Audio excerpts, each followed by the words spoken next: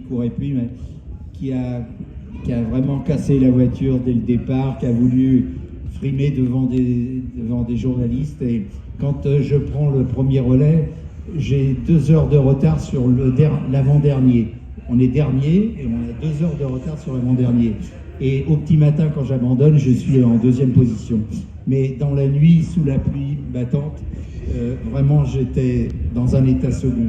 Je crois que c'est ma plus belle performance de toute ma carrière. Et si j'avais couru avec Ballot ou avec Eddy Joussen, en qui j'avais toute confiance et qui je m'entendais très bien, je pense que cette année-là, on aurait gagné Le Mans avec 3-4 heures d'avance, minimum.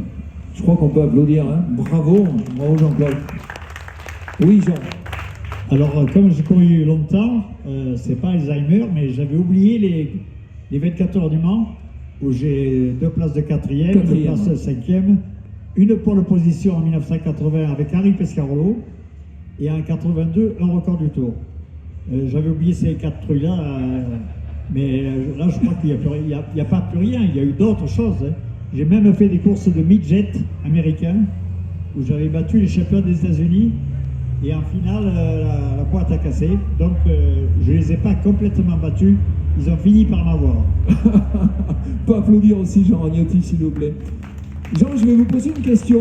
Et je poserai la même question à Jean-Claude. Si je vous demande de définir Jean-Claude Andruet en tant que pilote, pour vous, qu'est-ce qu'il représentait?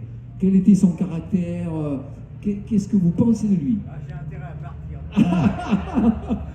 Alors, Jean-Claude, on se connaît depuis aux alentours de l'année 70, 1970, pas 1800, hein, 1970.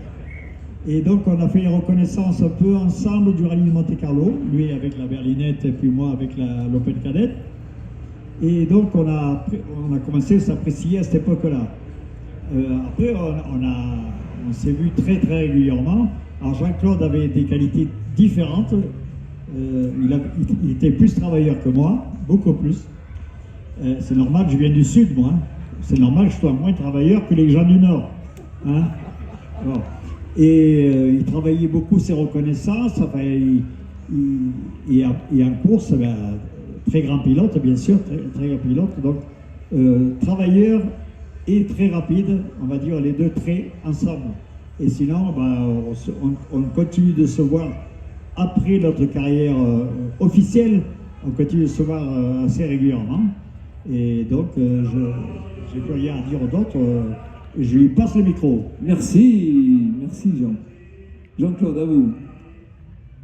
Jeannot, je l'ai vu démarrer. J'ai pas démarré longtemps avant lui, mais malgré tout, je l'ai vu arriver. Il s'est fait tout de suite remarquer. C'est surtout que c'est un acrobate.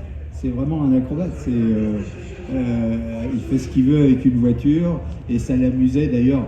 Je me rappelle au Rallye de Lorraine, on avait des fois des rendez-vous de pilotes avec des journalistes sur une petite place qui était en haut du lac des Corbeaux, d'une petite spéciale magnifique. Et il arrivait et à toute vitesse. Et il se garait en faisant un tête à queue, en rentrant entre deux voitures. Il nous épatait à chaque fois de faire ces trucs-là comme ça, mais ça l'amusait beaucoup et il aimait bien amuser les autres. Merci, on va les applaudir très fort. Est-ce que quelqu'un a une question à poser? Un des deux, n'hésitez pas, hein, surtout. Hein. Voilà, je suis là, vous levez la main, et puis il n'y a pas de souci. Si vous avez des conseils à donner à des jeunes qui voudraient démarrer dans le rallye, dans le circuit, vous avez peut-être bénéficié d'une époque peut-être plus favorable que maintenant ou pas. Qu'est-ce que vous en pensez par rapport à ça? Oui, si vous avez des conseils à donner à des jeunes qui veulent démarrer maintenant, des conseils en matière de pilotage, comment se faire connaître, voilà. Est-ce qu'à votre époque c'était plus facile? Il y avait des formules de promotion, il y avait des volants peut-être? Alors pour les jeunes pilotes, malheureusement, il n'y a plus ou pratiquement plus d'école de pilotage qui amène un volant avec une année offerte gratuite pour l'année suivante.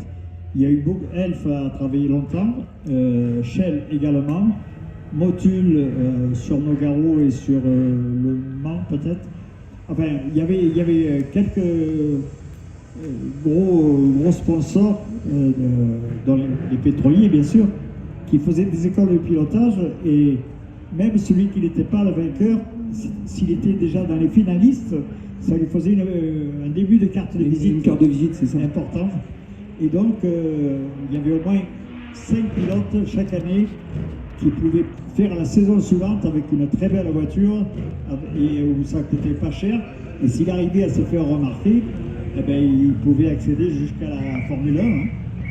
Et que là, actuellement, on n'a plus tout à fait ça.